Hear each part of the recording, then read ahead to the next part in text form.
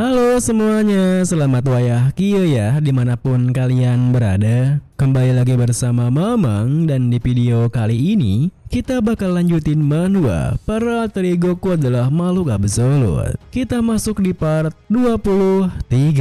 Di awal video ini, skill optimization yang baru Songyun dapatkan telah membuat dua peluang untuknya, termasuk fitur avatar creation yang diperbarui dan fitur baru avatar modification. Pertama, fitur baru avatar modification membuatnya Songyun bisa mengubah penampilan dan stats dari avatar yang sudah ada. Sementara avatar creation membuatnya bisa mengatur penampilan dan stats saat pertama kali menciptakan avatar. Selain itu, perbedaan terbesarnya adalah kategori gender selection ini. Tentu saja, Songyun bukannya berpikir yang aneh-aneh dengan kategori tersebut, tetapi ia hanya penasaran karena ia harus mencari tahu apa perbedaannya. Namun, di saat Songyun mencobanya, gender wanita yang dipilih untuk avatarnya malah diblok dengan tulisan mustahil untuk dipilih. Akan tetapi, di bawah kategorinya, ada kategori lain yang bertuliskan medium selection, di mana Songyun bisa menghasilkan spesies yang berkaitan dengan mengonsumsi sebuah media yang spesifik. Melihat penjelasan kategorinya yang menyebutkan sebuah media yang berkaitan dengan suatu spesies, Songyun pun langsung teringat dengan cabang pohon dunia yang diberikan sesi di sebelumnya. Oleh karena itu,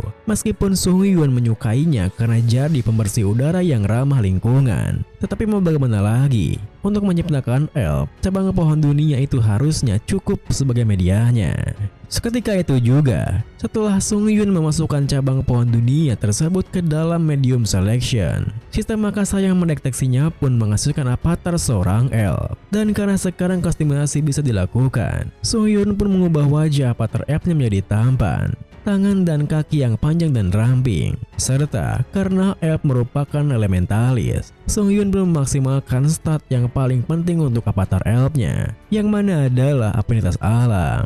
Dengan begitu, Songyun pun menamai avatar barunya dengan Haris, yang berciri individual keturunan dari pohon dunia. Hingga tingkat pengembang afinitas alam pun meningkat karena efek tersebut. Tentu saja, hal itu membuat Songyun kegirangan bukan main, karena penampilan Haris seperti apa yang ia bayangkan dari seorang elf. Akan tetapi, rasa girangnya itu seketika terhenti karena tiba-tiba saja Haris menengus kesal, yang tentu membuat Songyun merasa aneh. Kenapa harus bersikap seperti itu? Untungnya, Songyun bisa sedikit merasakan apa yang dirasakan Haris, di mana sihir hitam Hans terasa menghancurkan Haris lagi dari awal. Oleh karena itu, Songyun pun langsung membatalkan summon Hans. Akan tetapi, ada satu pertanyaan yang muncul dalam benaknya, karena Mind Hub tak berfungsi. Apa itu karena afinitas alam milik elf ini? Meskipun begitu, kini Songyun bisa merasa lega karena ia hampir kehilangan avatar barunya. Dan untuk sekarang, Songyun pun akan menyimpan Haris untuk sementara nanti, karena ia akan menulis legenda dari Raja Tentara Bayaran,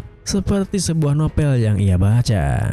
Dengan begitu, Songyun pun memfokuskan pikirannya pada Harley, yang nampaknya tengah mengambil kulit serigala hasil buruannya, yang telah diolah menjadi aksesoris kepala di toko milik Hubbard di kota Tara. Namun, setelah meninggalkan tokonya dengan perasaan senang, karena Hubbard menemukan item yang sangat tepat untuknya, Harley yang berencana untuk mengurus para berandalan yang mengganggu toko Hubbard malah tak sengaja melewati 3 orang pria yang menggibahkan penampilannya di meja luar sebuah restoran. Di mana dengan penampilan seperti itu, pantas saja wilayah selatan diajak sebagai sarangnya orang barbar. Dengan kata lain, orang selatan sendirilah yang membuatnya diajak begitu. Tentu saja, Harley yang bisa mendengarnya dengan jelas tak bisa membiarkannya begitu saja. Di mana Harley segera menghentikan langkahnya dan bertanya pada mereka, bajingan mana yang baru saja menghina orang selatan? Apakah mereka orangnya? Seketika itu juga, mereka bertiga pun bangkit dari kursinya, karena Harley sendirilah yang menghina orang selatan. Bahkan salah satu dari 3 pria di sana, sebut saja Gocok, Gondrong Coklat, segera mengambil penuntungannya,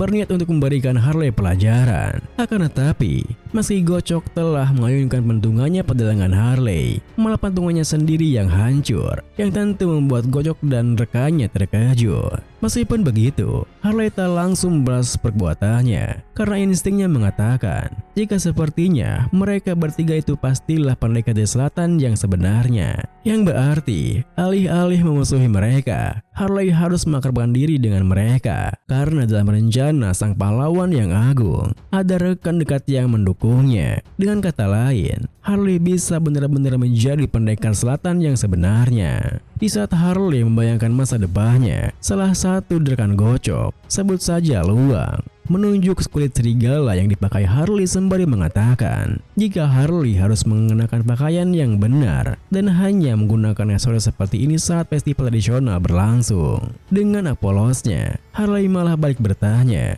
bukannya orang-orang saat ini menggunakan aksesoris yang sama seperti yang dipakainya? Sehingga Luang yang semakin kesal dengannya pun tak bisa menahan dirinya dan langsung menantangnya untuk berduel tradisional ala selatan. Tentu saja, Harley yang pernah mendengar soal duel tradisional selatan pun yang bertarung dengan tangan kosong tak menyia-nyiakan tantangan Luang dan langsung mengiyakannya. Akan tetapi, Harley mengajukan sebuah syarat di mana mereka bertiga harus melawannya sekaligus. Tak diragukan lagi, persyaratan yang Harley ajukan sontak membuat Gocok dan rekan satunya, sebut saja Selamat, Slayer Merah, berteriak kesal. Apakah Harley mengejek kehormatan mereka? Sehingga Harley pun sedikit merubah syaratnya, di mana cukup 2 orang saja yang maju melawannya, karena yang satunya lagi harus membantu yang berdua kalau mereka kalah. Tepat setelah mengatakan itu, tanpa menunggu respon mereka dahulu, Harley langsung saja menerjang Luang dan Gocok sampai terjungkal sekaligus. Sehingga Selamat yang tak menduga akan kekuatannya pun meneriakinya jika Harley bukanlah orang selatan. Karena dengan skill selevel itu, bagaimana bisa Harley tak punya satupun tanda pendekar? Mendengar hal itu, Harley yang lupa jika ada tanda khusus seorang pendekar selatan pun segera memutarkan otaknya untuk mencari alasan. Untungnya, imajinasinya yang luar biasa membuatnya mudah menemukan solusinya, di mana Harley segera mendekati Selamat sembari menjelaskan jika ia memanglah pendekar dari selatan. Ada cerita kenapa ia tak memiliki tanda pendekar seperti mereka. Itu terjadi sekitar 20 tahun yang lalu. Saat itu, ada duel untuk memilih kepala suku selanjutnya di sukunya. Dan ayahnya yang merupakan pendekar terbaik di suku tersebut memenangkan duel itu. Lalu, berdasarkan tradisi suku, kepala suku yang masih menjabat pun akan mengabulkan satu permintaannya. Dengan wajah seriusnya, ayahnya dengan lantang mengatakan jika permintaannya ini sudah ditentukan sejak awal, yaitu dia tak akan menikahi putrinya kepala suku. Karena sebenarnya ayahnya itu adalah saudara-saudara sang putri. Tentu saja permintaannya itu membuat sang putri terkejut. Terlebih kepala suku yang masih menjabat tak menyangkal hal itu, karena sang putri bukanlah putri kandung dirinya. Meskipun begitu, sang putri yang telah kehilangan harga dirinya tetap tak bisa menerima kenyataan dan memerintahkan para penjaga untuk segera mengeksekusi ayah Harley. Sehingga ayah Harley yang bisa menebak apa yang akan terjadi pun segera meminta istrinya untuk kabur dari sana, sementara ia sendiri akan mengulur waktunya. Pada saat itu, istri ayah Harley alias ibunya tengah mengandung dirinya. Jadi, ibunya tak bisa membantu ayahnya untuk bertarung. Meskipun begitu, ayahnya dengan berani melawan mereka sendirian melindunginya dan ibunya. Tetapi, ayahnya kalah dengan heroik saat melawan para pendekar suku itu. Tapi beruntungnya, ibunya berhasil bersembunyi di para pengejar di sebuah gua terpencil. Dan di sanalah ibunya membesarkan dirinya. Tapi belum lama ini, ibunya juga bahkan meninggal karena sakit. Itulah alasannya kenapa Harley tak memiliki tanda seperti para pendekar selatan lainnya. Tentu saja, meskipun ceritanya hanyalah bulan semata, Gocok, Luang, dan Selamat sama sekali tak menyadarinya. Bahkan, mereka bertiga malah begitu emosional dengan ceritanya, di mana mereka sangat terharu sampai menangis bagaimana bisa ada latar belakang menyedihkan ini. Oleh karena itu, mereka bertiga pun segera memeluk Harley sembari minta maaf. karena Harley adalah pendekar selatan yang sebenarnya yang tak pernah terbikin oleh mereka jika akan ada cerita di balik keadaan yang menyedihkan ini. Videonya pun diakhiri dengan melihat reaksi mereka bertiga yang sampai sebegitunya. Harley pun tersenyum puas karena aktingnya begitu gila sekali.